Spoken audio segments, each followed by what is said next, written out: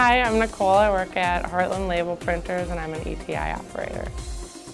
Here at Heartland, we make labels for different businesses and we do it in a high quality, timely manner, which means they can do their job efficiently. I wound up at this company because I had 7 years of manufacturing experience. When I first started here, I was like, oh wow, this is really different. And I honestly thought it was going to be easier. I really did, and it's not. When I first started at Heartland Label, I worked as an ETI packer, and my mentor, which is Amos, he's the ETI operator, he trained me how to run the ETI and know the turret within a year. I talk to maintenance a lot. On 4 shift, we don't have a maintenance, so I do our maintenance. If I don't know how to fix whatever is going on, he talks me through it and gets it up and running again.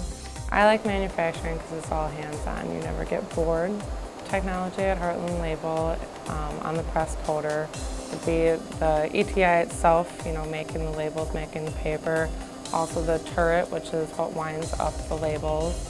We do a lot of different testing to make sure everything's curing correctly and make sure our silicone is up to the right coat weight. I live in Northeast Wisconsin because they have a lot of job opportunities. There's a lot of very nice people that work at those shops as well.